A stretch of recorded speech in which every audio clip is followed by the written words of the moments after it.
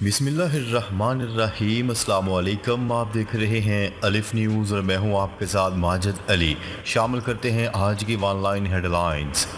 غزہ اور رفح میں اسرائیلی طیاروں کی رات بھر بمباری، مزید درجنوں فلسطینی شہید۔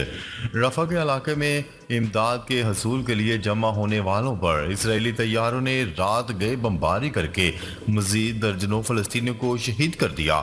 رفح میں صہیونی فوج کی بربریت کے نتیجے میں 30 افراد زخمی بھی ہوئے۔ دوسری طرف خان یونس میں یورپی ہسپتال پر اسرائیلی فوج کے حملوں میں 11 فلسطینی شہید اور 25 شدید زخمی ہو گئے۔ غزہ میں رات بھر بمباری کے نتیجے میں خیموں میں آگ بھڑک اٹھی، جس کے نتیجے میں 7 فلسطینی شہید ہو گئے۔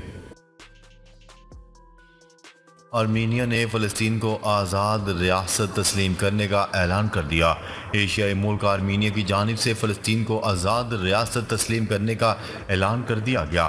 عالمی خبرساں ادارے کی رپورٹ کے مطابق آرمینیا نے غزہ میں جاری تنازع کے دوران فلسطین کو تسلیم کرتے ہوئے وہاں جاری تنازع کو شہری آبادی کے خلاف تشدد قرار دے دیا۔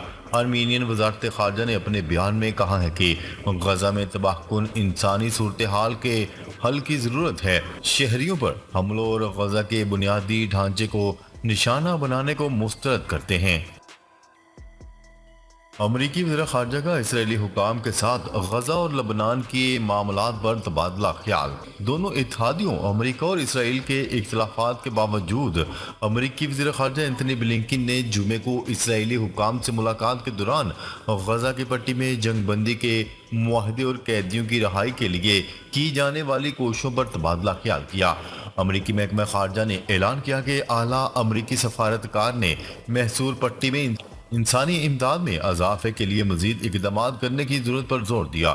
انہوں نے غزہ کی پٹی پر جنگ کے بعد حکومت، سیکیورٹی اور تعمیر نو کے لیے منصوبہ بندی کی ضرورت پر بھی زور دیا۔ غزہ میں انتہائی گرمی، صحت کا بحران، مزید بگڑنے کا امکان۔ عالمی ادارہ صحت نے جمعے کے روز خبردار کیا کہ غزہ کی پٹی میں اس وقت شدید گرمی ہے، جو اسرائیلی بمباری اور اس کی افواج کی حماس سے شدید لڑائی کے نتیجے میں بے گھر ہونے والے فلسطینیوں کے لیے صحت کے مسائل بڑھا سکتی ہے۔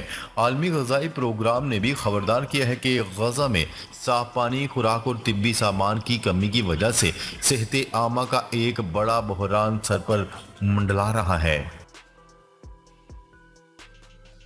روس اور شمالی کوریا کے معاہدے نے واشنگٹن کو پریشان کیوں کیا؟ جنوبی کوریا اور امریکہ نے روسی صدر ولادیمیر پوٹن کے شمالی کوریا کے ساتھ طے پانے والے سیکیورٹی معاہدے کو خطے میں امن اور استحکام کے لیے ایک سنگین خطرہ کے الفاظ کے ساتھ بیان کیا ہے۔ جنوبی کوریا کی وزارت خارجہ نے جمعے کو اپنے ایک بیان میں کہا ہے کہ جنوبی کوریا کے وزیر خارجہ اور ان کے امریکی ہم منصب نے روس اور شمالی کوریا کے درمیان نئے معاہدے کی مذمت کی ہے۔ جنوبی کوریا کی وزارت خارجہ نے یہ بھی کہا ہے کہ دونوں فریقین نے اس معاہدے پر رد عمل کے طور پر تبادلہ خیال کیا اور صورتحال کی قریب سے نگرانی کرنے پر اتفاق کیا ہے۔ بلنکن نے کہا کہ ان کا ملک اس معاہدے پر جنوبی کوریا کے رد عمل کی حمایت کرتا ہے، جس میں ماسکو اور پیونگ یانگ نے کہا تھا کہ اگر دونوں میں سے کسی کو بھی مسلح جارحیت کا سامنا کرنا پڑا تو ہر ملک فوری فوجی امداد فراہم کرے گا۔ القسام بریگیڈ کے سنائپروں کی زبردست کارروائی۔ مقبوضہ فلسطین سے موصول ہونے والی خبروں کے مطابق صہیونی فوج نے اعتراف کیا ہے کہ غزہ پٹی کے جنوب میں القسام بٹالین نے گھات لگا کر کیے گئے حملے میں اس کے 2 فوجی ہلاک اور 8 زخمی کر دیے۔ صہیونی ذرائع ابلاغ اب تک اپنے فوجیوں کی ہلاکتوں کے اعداد و شمار کے اعلان میں اپنی فوج کی نافذ کردہ سخت سنسرشپ کا اعتراف کرتے رہے ہیں۔ سنسرشپ کا مقصد غزہ پٹی کے خلاف جنگ میں صہیونی فوجیوں کی ہلاکتوں کی زیادہ تعداد اور مقبوضہ علاقوں میں اس پر اندرونی رد عمل کے خدشے کے پیش نظر عمل میں لائی گئی ہے۔ اکتوبر 2023 کے بعد چند مسلم ممالک کی اسرائیل کے ساتھ تجارت میں اضافے کا انکشاف۔ عرب میڈیا کی رپورٹ کے مطابق اسرائیل کے central bureau of statistics کی حالیہ رپورٹ میں یہ بات سامنے آئی ہے کہ اکتوبر 2023 کے بعد رواں ماہ مصر، اردن اور متحدہ عرب امارات کی اسرائیل کے ساتھ تجارت میں اضافہ ہوا ہے۔ گزشتہ روز شائع ہونے والے اعداد و شمار کے مطابق غزہ میں جاری بدترین اسرائیلی جارحیت کے باوجود 2024 میں مصر کی اسرائیل کو ہونے والی برآمدات گزشتہ سال کے مقابلے میں دگنی ہوئی ہے، جبکہ عرب میڈیا کی رپورٹ کے مطابق متحدہ عرب امارات اور اردن کی اسرائیل کو ہونے والی برآمدات میں بھی اضافہ ہوا ہے۔ امریکہ کا حوثیوں کی 4 کشتیاں اور 2 ڈرونز تباہ کرنے کا دعویٰ۔ امریکی فوج نے دعویٰ کیا ہے کہ اس نے بحیرہ احمر میں حوثیوں کی 4 کشتیوں اور 2 ڈرونز طیاروں کو مار گرایا ہے۔ عالمی خبرسا ادارے کی رپورٹ کے مطابق امریکی فوج کی سینٹرل کمانڈ کا یہ بیان اس وقت سامنے آیا ہے جب حوثیوں نے بحیرہ احمر اور خلیج عدن کے پانیوں میں غیر ملکی بحری جہازوں پر حملے کیے اور کچھ کو یرغمالی بھی بنایا۔ ترکیہ کے جنگلات میں خوفناک آگ بھڑک اٹھی۔ ترکیہ میں جنوب مشرقی علاقے ماردین کے جنگل میں لگنے والی آگ نے کئی دہاتوں کو جلا کر خاکستر کر دیا، جس کے نتیجے میں 5 افراد ہلاک اور 40 سے زیادہ زخمی ہو گئے۔ عرب میڈیا کی رپورٹ کے مطابق جنگل میں لگنے والی آگ سے بلند ہونے والے شعلوں نے آس پاس کے دیہاتوں کو اپنی لپیٹ میں لے لیا۔ 4 ایمرجنسی ٹیمیں اور 35 ایمبولینسز امدادی کاموں میں مصروف ہیں، تاحال آگ پر قابو نہیں پایا جا سکا۔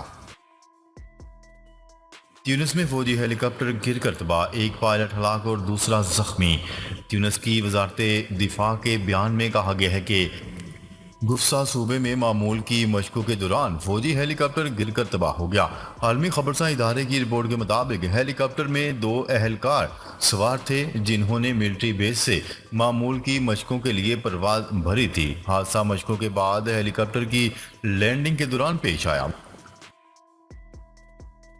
سی پیک کے بعد پاکستان کا روس کے گیم چینجر منصوبے میں شمولیت کا فیصلہ۔ پاکستان نے روس کے north south international transport corridor منصوبے میں شمولیت پر رضامندی ظاہر کرتے ہوئے بات چیت اور متعلقہ طریقہ کار پر عمل درآمد شروع کر دیا۔ پاکستان نے منصوبے میں شمولیت پر رضامندی ظاہر کرتے ہوئے متعلقہ طریقہ کار پر عمل درآمد شروع کر دیا ہے۔ ذرائع کے مطابق پاکستان نے کامیابی سے 10 لاکھ ٹن روسی خام تیل درآمد کیا ہے، جبکہ پاکستان اور روسی فیڈریشن میں زراعت میں باہم تعاون کے فروغ پر بات چیت جاری ہے۔ نئی دہلی میں ہیٹ ویو کے باعث 2 روز میں 52 ہلاکتیں، 50 سالہ ریکارڈ ٹوٹ گیا۔ بھارتی میڈیا کی رپورٹ کے مطابق دارالحکومت نئی دہلی میں ہیٹ ویو کے باعث 2 روز میں 52 اموات ہوئی ہیں، جبکہ 11 سے 19 جون کے دوران ہیٹ ویو سے نئی دہلی میں 192 بے گھر افراد ہلاک ہوئے۔ بھارت میں رواں موسم گرما میں ہیٹ اسٹروک کے 40,000 سے زائد کیسز رپورٹ ہوئے ہیں اور 1 مارچ سے 18 جون کے درمیان کم از کم 110 اموات کی تصدیق ہوئی ہے۔ سعودی حکام نے عمرہ ویزے جاری کرنا شروع کر دیے۔ سعودی میڈیا کی رپورٹس کے مطابق عمرہ ویزوں کا اجراء بدھ کو مناسک حج کے اختتام کے بعد کیا گیا۔ سعودی وزارت حج و عمرہ نے عازمین حج کی آسانی کے لیے 23 مئی سے 1 ماہ کے لیے نسک ایپ کے ذریعے عمرہ پرمٹ جاری کرنا بند کر دیے تھے۔ اس عرصے کے دوران تمام قسم کے وزٹ ویزا ہولڈرز کے مکہ مکرمہ میں داخلے پر پابندی عائد کر دی گئی تھی۔ Army chief general Asim Munir سے چینی وزیر کی ملاقات، سی پیک کی بروقت تکمیل کے عزم کا اعادہ۔ پاک فوج کے شعبہ تعلقات عامہ ISPR کے مطابق ملاقات میں سی پیک پر پیش رفت کے حوالے سے امور کا جائزہ لیا گیا۔ ISPR کے مطابق ملاقات میں علاقائی امن اور استحکام سمیت باہمی دلچسپی کے امور پر تبادلہ خیال کیا گیا۔ آرمی چیف نے چین کے ساتھ اسٹریٹجک پارٹنرشپ کے غیر متزلزل عزم کا بھی اعادہ کیا۔ پاکستان میں مونسون کا آغاز آئندہ ہفتے ہونے کی پیش گوئی کر دی گئی۔ نیوز رپورٹ کے مطابق نجی ٹیلی ویژن چینل سے گفتگو کرتے ہوئے چیف میٹرولوجسٹ لاہور شاہد عباس کا کہنا تھا کہ اس سال مونسون میں معمول سے زیادہ بارشیں ہوں گی۔ انہوں نے بتایا ہے کہ بھارت میں ابھی مونسون کا آغاز نہیں ہوا، تاہم بھارت میں پری مونسون کے اثرات پاکستان پر بھی پڑتے ہیں۔ پاکستان میں مونسون کا آغاز آئندہ ہفتے ہو سکتا ہے۔ कारोबारी हफ्ते के आखिरी रोज मुल्क में सोने की कीमत में इजाफा रिकॉर्ड किया गया। ऑल पाकिस्तान ज्वेलर्स एसोसिएशन की रिपोर्ट के मुताबिक फी तोला सोने की कीमत 1600 रुपए बढ़कर 2,42,900 रुपए हो गई। इंटरबैंक में डॉलर की कदर में कमी, डॉलर 278 रुपए 55 पैसे का हो गया। दौरान कारोबार इंटरबैंक में डॉलर 5 पैसे सस्ता हो गया। इंटरबैंक में डॉलर 278 रुपए 55 पैसे में ट्रेड हो रहा है। वाज़ेह है कि गुज़िश्ता रोज डॉलर 9 पैसे महंगा हुआ था। कारोबार के इख्तिताम पर डॉलर की कदर 278 रुपए 60 पैसे थी। नाजरीन, अब तक के लिए इतना ही। मजीद खबरें लेकर बहुत जल्द आपकी खिदमत में हाजिर होंगे। तब तक के लिए अपना ख्याल रखिएगा। अल्लाह निगहबान।